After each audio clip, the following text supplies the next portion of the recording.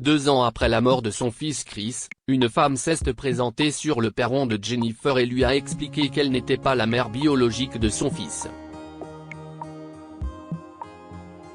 Jennifer ne l'a pas cru au premier abord, puis s'est souvenue des tests ADN qu'elle n'avait jamais vérifiés.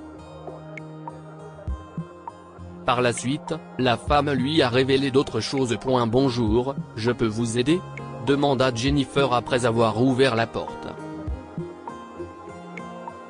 Elle venait d'apercevoir une femme étrange sous son porche. Elle devait avoir quelques années de moins qu'elle. Elle était triste et regardait obstinément vers le sol. Un foulard couvrait ses cheveux.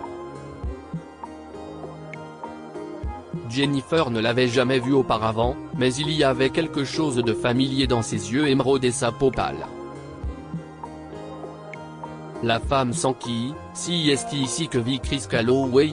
En entendant le nom de Chris, Jennifer resta immobile pendant plusieurs secondes. 2 ans s'étaient écoulés depuis sa mort, mais le temps ne pouvait pas dissiper sa souffrance. Cependant, il était surprenant de constater que quelqu'un le cherchait. Presque tout le monde savait qu'il était mort. Il s'était battu vaillamment contre le cancer pendant plusieurs années, mais la maladie l'avait emporté. Il n'avait que 23 ans. Avec un sourire triste, Jennifer répondit, « Je suis désolée, madame.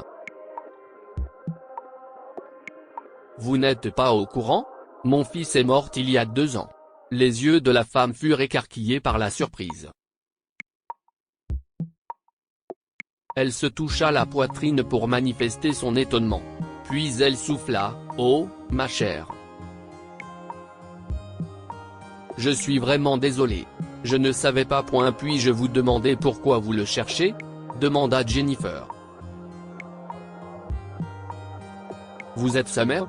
Commença la femme en hésitant. Oui. Je suis Jennifer Calloway. Cela va vous paraître étrange. Mais j'ai trouvé votre fils grâce à la base de données de DNA+. Vous savez, cette société qui teste votre ADN et donne aussi des informations sur votre santé ? Je voulais le rencontrer, ajouta la femme. Je suis Simone Hodgkin. Je suis la vraie mère de votre fils. Incrédule, Jennifer écarquilla les yeux. Excusez-moi. Qu'est-ce que vous dites ? Je suis tellement désolé de vous dire cela, mais si est-il la stricte vérité. Je suis également certaine que mon fils, Caleb, est votre vrai fils, révéla Simone avec un sourire doux amer. Elle plongea son regard dans celui de Jennifer pour essayer de lui faire comprendre la situation. Je ne comprends pas. Comment osez-vous dire une chose pareille ? Nous ne nous sommes jamais rencontrés avant. Je vous en prie, puis-je entrer ? Je peux vous en dire plus. C'était une surprise pour moi aussi, et Caleb ne voulait pas que je vienne ici. Mais je devais le faire. Je devais le faire. Je devais avertir votre fils, continua Simone, parlant avec sérieux, bien que Jennifer n'ait aucune idée de ce dont elle parlait.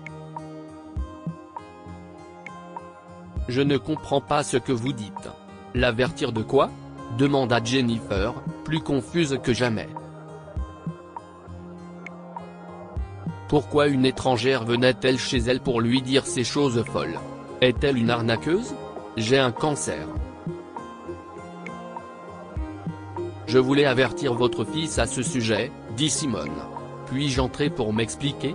À la mention du cancer, la bouche de Jennifer se referma. Elle se mit à penser qu'il y avait peut-être du vrai dans l'histoire de cette femme. Finalement, elle consentit à la laisser entrer chez elle.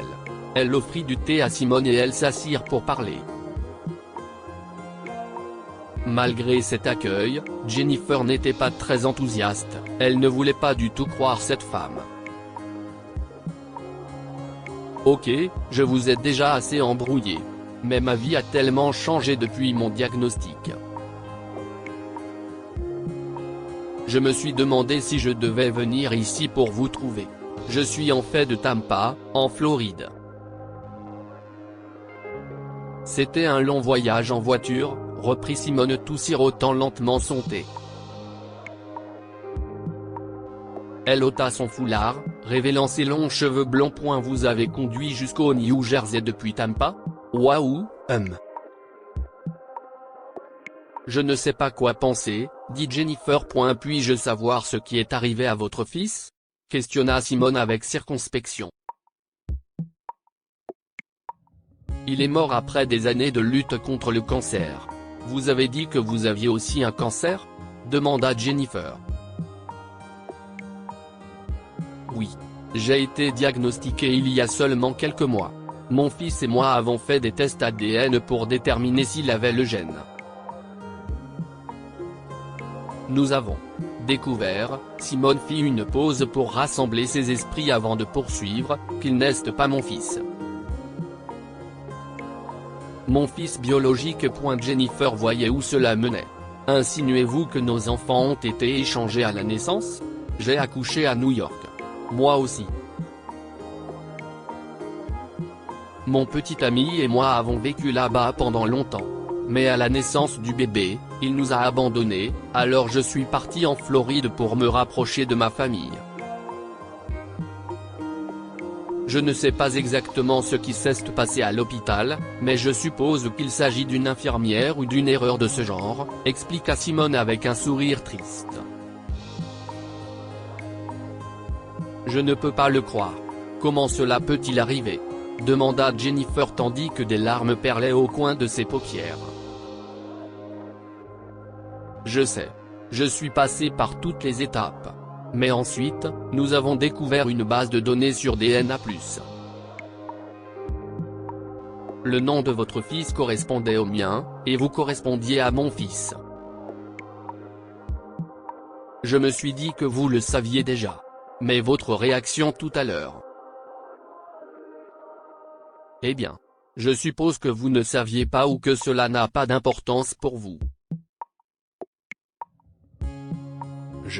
Chris est morte avant que nous ayons ces résultats.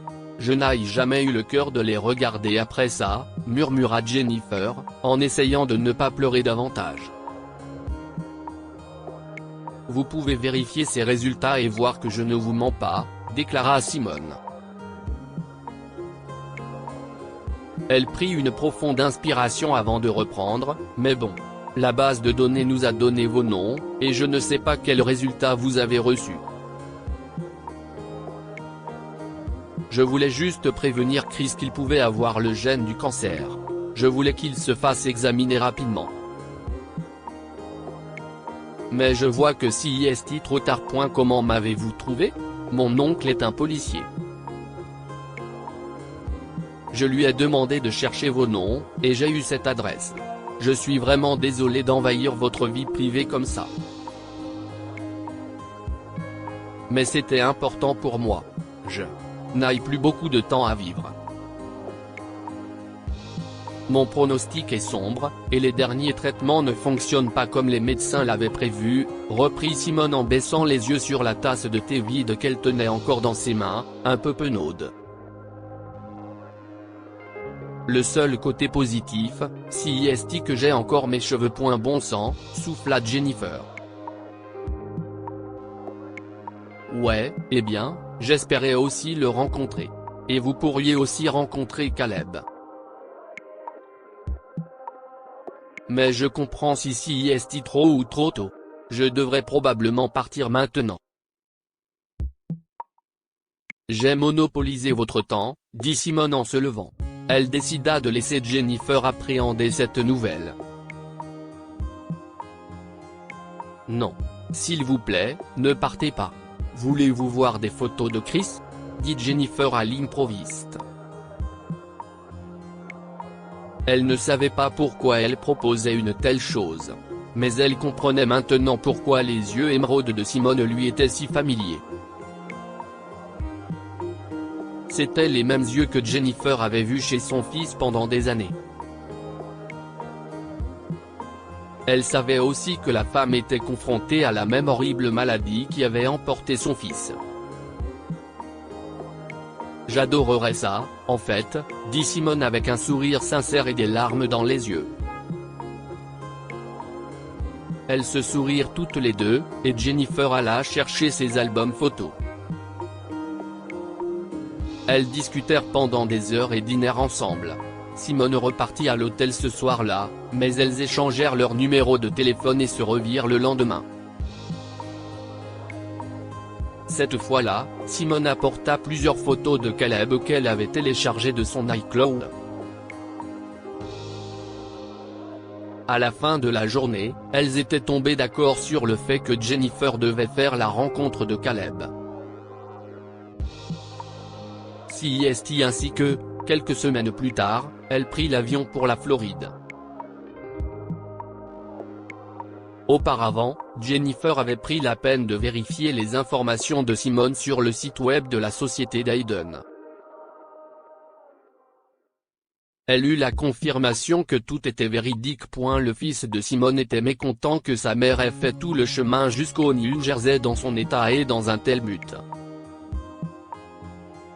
Mais c'était déjà une affaire réglée. Il était choqué d'apprendre le décès de Chris, et il était prudent avec Jennifer. C'était étrange de rencontrer une femme qui était votre supposée vraie mère alors qu'il en avait déjà une.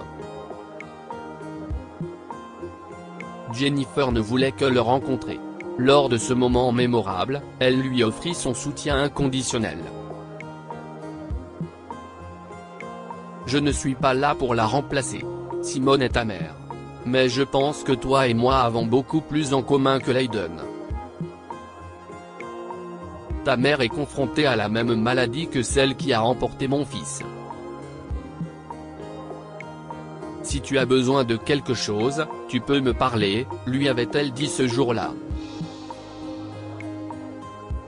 Quelques jours plus tard, Jennifer était de retour chez elle. Malheureusement, Simone mourut quelques mois après cette rencontre. Jennifer assista aux funérailles, réitéra son offre à Caleb. Par la suite, le jeune homme reprit contact et commença à l'appeler plusieurs fois par semaine. Au fil du temps, ils nouèrent un lien fort, mais il n'était pas aussi puissant que celui qui les liait à leurs proches défunts. Toutefois, le fait de se parler apaisait leurs âmes respectives. Que pouvons-nous apprendre de cette histoire ? Les tests ADN ont des avantages et des inconvénients. Vous pouvez découvrir toutes sortes d'informations précieuses, mais cela peut aussi révéler des secrets de famille que vous n'êtes peut-être pas prêt à apprendre. La perte d'un être cher peut rapprocher deux personnes. Jennifer et Caleb ne se verront jamais comme mère et fils, mais ils ont tissé des liens étroits après avoir perdu les personnes auxquelles ils tenaient le plus.